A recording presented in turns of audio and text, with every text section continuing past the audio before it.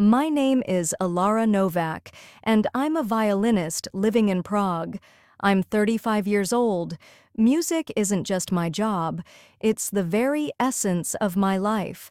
Every day, I immerse myself in melodies, rehearsing with the Prague Philharmonic Orchestra and sharing the voice of my violin with audiences. My life is rather peaceful in my small apartment overlooking the Vltava River. Sometimes, though, that peace carries a hint of loneliness. One chilly October afternoon, the kind where the early cold starts to creep into the air, I had agreed to perform at Uster Pani, a cozy little cafe tucked away behind the old town square. The warm glow of the lamps on the old paintings and the gentle clinking of coffee cups create a very Prague atmosphere. I love it there. As my fingers danced across the strings, the sweet melody of Bach's sonata filled the air, blending with the soft sounds of the cafe. I felt a gaze upon me. When the music ended and I bowed to the appreciative patrons, my eyes caught his. He was sitting in a quiet corner, a tall figure with dark brown hair and strikingly blue eyes. A gentle smile curved his lips, radiating a peculiar warmth. After my set, as I carefully placed my violin back in its case, he approached me. "Your performance was wonderful." His voice was deep and warm, with a slight unfamiliar accent. "I'm Maximilian Sterling. Everyone calls me Max. I'm an architect, visiting from New York." Slightly surprised, I replied politely, "Thank you, Maximilian. I'm Alara Novak." Our conversation with Max began easily and naturally. He told me about the project he was working on, restoring some of Prague's old buildings, and his passion for architecture and history. I shared my love for music with him. We discovered we had more in common than I initially thought, and the meetings that followed became moments I looked forward to. We explored Prague together, from the legendary Charles Bridge to the magnificent Prague Castle, sharing cozy dinners and deep conversations. Beside Max, I felt a different kind of stirring, a gentle hope beginning to bloom in my heart. One evening, after a lovely concert, Max walked me home. Under the soft glow of the streetlights, he took my hand and said some very kind things. My heart fluttered a little, but then he hesitated. "Alara," he began, his voice a little uncertain, "there's something I need to tell you. My wife, Anya, is still in New York." A cold wave washed over me. The smile on my face faded. "Your wife?" I stammered, feeling like I had fallen from a beautiful dream into a cold reality. "Anya," he repeated, his gaze dropping to the cobblestones beneath our feet. The romantic atmosphere of the evening shattered around me like a dropped glass. My mind raced, trying to reconcile the charming man I had come to care for with the reality of his marriage. He hadn't worn a ring. He had spoken of his life with a sense of singular focus, never once hinting at a partner waiting for him across the ocean. "Max," I began, my voice barely a whisper. I don't understand. You never mentioned—" The words caught in my throat, a mixture of disbelief and a sharp, stinging pain. He looked up at me, his blue eyes filled with a sadness I hadn't seen before. "Alara, please let me explain." He took a step closer, but I instinctively recoiled slightly. I needed space, time to process this unexpected revelation. He sighed, running a hand through his dark hair. "Anya and it's complicated. We've been married for 5 years, but it hasn't been easy. We have very different lives, different interests.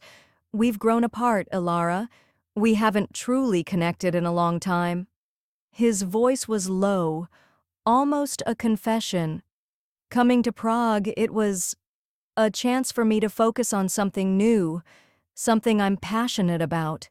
He paused, then looked directly into my eyes. And then I met you. With you, Alara, it's different. I feel alive.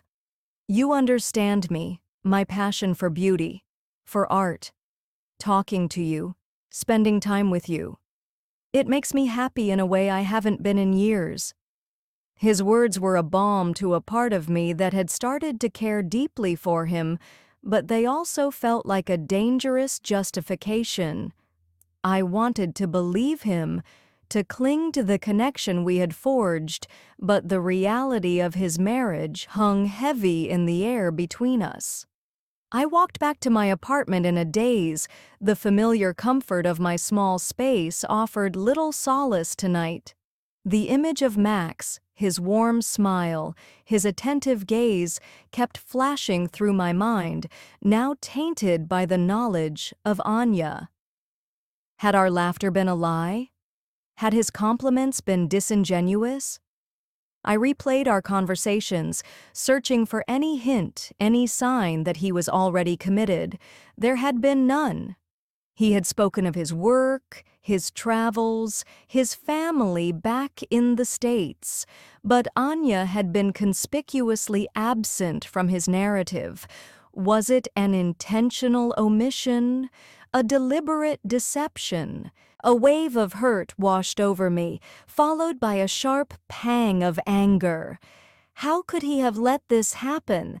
How could he have allowed me to develop feelings for him without revealing such a fundamental truth about his life? But beneath the anger, a more insidious emotion began to surface.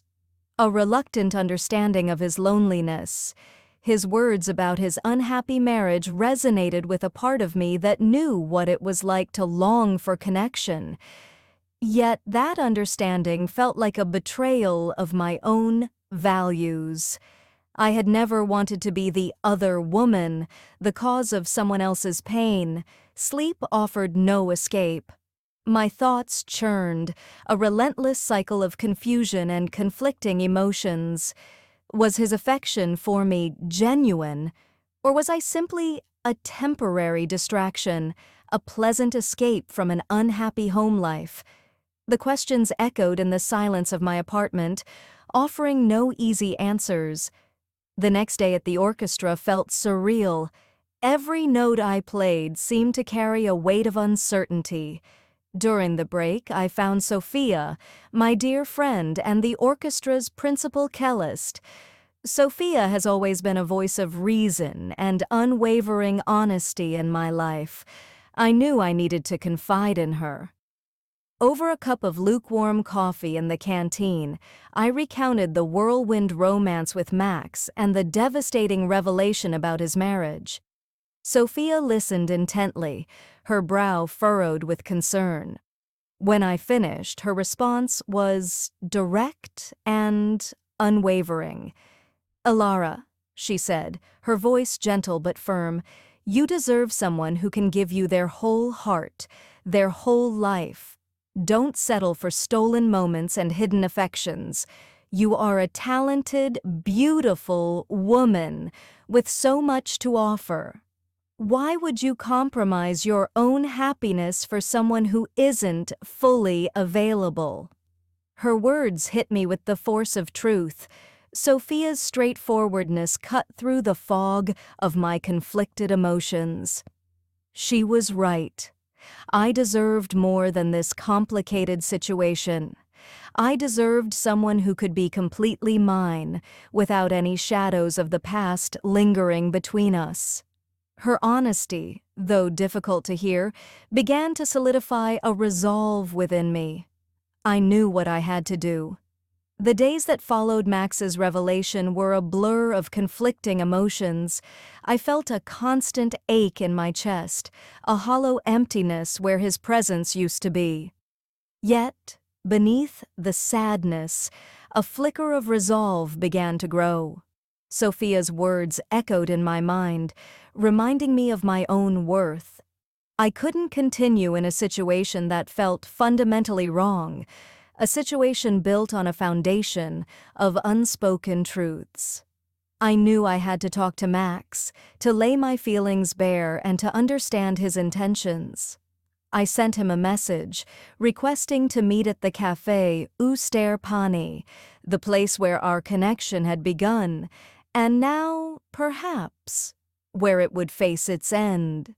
He arrived looking weary, his usual warm smile replaced by a shadow of concern.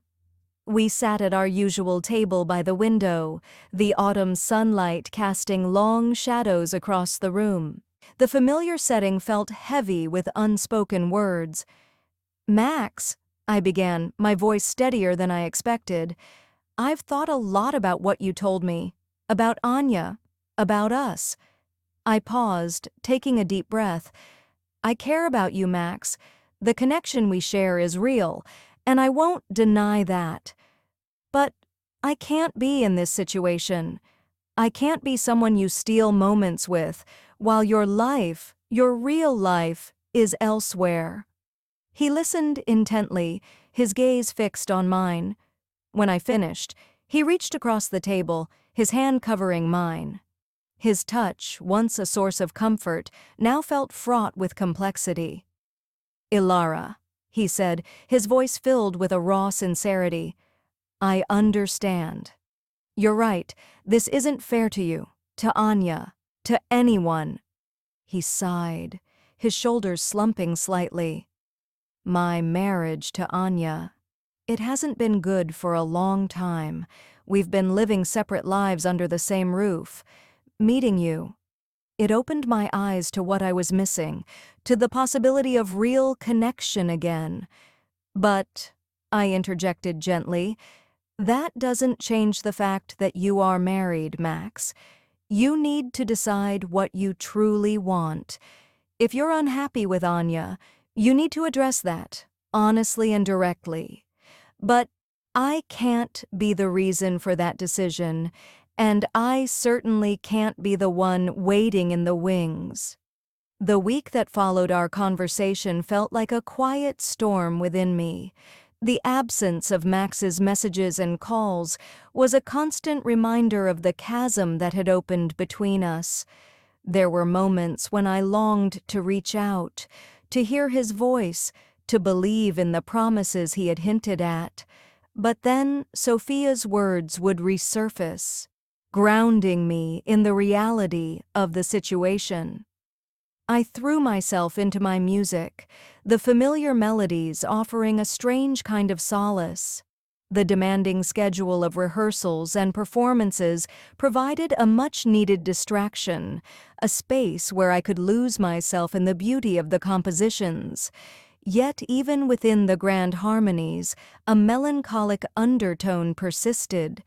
I saw Max once, from a distance, walking along the Charles Bridge.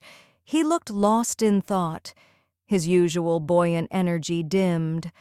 A pang of sadness shot through me, a reminder of the happiness we had briefly shared. But I also felt a sense of quiet strength, a conviction that I had made the right choice for myself, even if it was a painful one. A week after our difficult conversation, my phone rang. It was Max. My heart leaped with a mixture of apprehension and a desperate hope. "Ilara." His voice sounded different, more subdued. "Can we meet? There's something I need to tell you." We agreed to meet in a small park overlooking the city, a place where the autumn leaves were now scattered like golden confetti. As I waited for him, my hands trembled slightly. I didn't know what to expect, but I braced myself for whatever he had to say. When he arrived, his eyes held a weariness that mirrored my own, but there was also a newfound sense of clarity in his gaze. He sat down on the bench beside me, taking a deep breath. "Ilara," he began, his voice low and sincere, "I talked to Anya." We had a long, difficult conversation. I told her everything, about how unhappy I've been, about the connection I felt with you. He paused, his gaze fixed on the distant cityscape. "We've decided to separate, Alara. We're going to start the process of divorce." My breath caught in my throat. A wave of relief washed over me, so potent it almost made me dizzy, but it was quickly followed by a surge of caution. He turned to me, his blue eyes pleading. "I know I hurt you, Alara. I should have been honest from the beginning. I was afraid and I made a mistake. But my feelings for you are real. I want a chance to build something real with you, without any secrets, without any shadows." I looked at him, searching for any hint of deception. His eyes seemed genuine, filled with remorse, and a longing that mirrored my own. The path ahead was uncertain, and the scars of the past week were still tender. But in that moment, amidst the falling autumn leaves, a fragile seed of hope began to sprout again. "Max?" I said slowly, my voice soft. "This is a lot to process, but I care about you too. Let's take things slowly." The air between Max and me felt different now, lighter yet more fragile. The weight of his secret had lifted, but the memory of it still lingered, a quiet reminder of the hurt and uncertainty I had endured. We began to navigate this new terrain cautiously, like two musicians learning to play a duet after a jarring discord. Our dates were simpler now, less about grand gestures and more about quiet intimacy.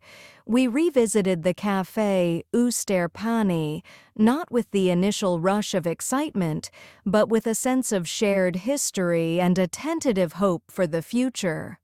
We walked through the familiar streets of Prague, our hands sometimes brushing, sometimes intertwined, each touch carrying a deeper weight of honesty. We talked about everything, the difficulties of his separation, the complexities of untangling a life shared with another person, and the quiet anxieties that still lingered within me. He was open and contrite, acknowledging his mistakes and expressing a genuine desire to earn my trust. In turn, I shared my fears and vulnerabilities, the lingering questions about the past, and the tentative hopes for what could be. Slowly, painstakingly, the walls I had built around my heart began to lower. I saw the genuine remorse in his eyes, the consistent effort he made to be open and honest. I started to believe in his sincerity, in the possibility that the connection we shared could withstand the rocky start. The laughter returned, lighter and more genuine, and the comfortable silences between us no longer felt heavy with unspoken words. My music seemed to reflect this shift. The melancholic undertones began to fade, replaced by a tentative optimism, a melody searching for its harmonious resolution. Playing felt less like an escape and more like a celebration of a newfound possibility. The autumn leaves had long since fallen, and Prague was now draped in the quiet beauty of early winter. The air was crisp and cold, and the city lights twinkled like distant stars against the dark sky. Max and I stood on the Charles Bridge, the Vltava River flowing silently beneath us. He turned to me, his blue eyes reflecting the city lights. "It hasn't been easy, has it?" he said softly, his breath misting in the cold air. I looked up at him and smiled, a genuine smile that reached my eyes. "No," I replied. "It hasn't. But sometimes the most beautiful music comes after a difficult passage." He took my hand, his grip warm and reassuring.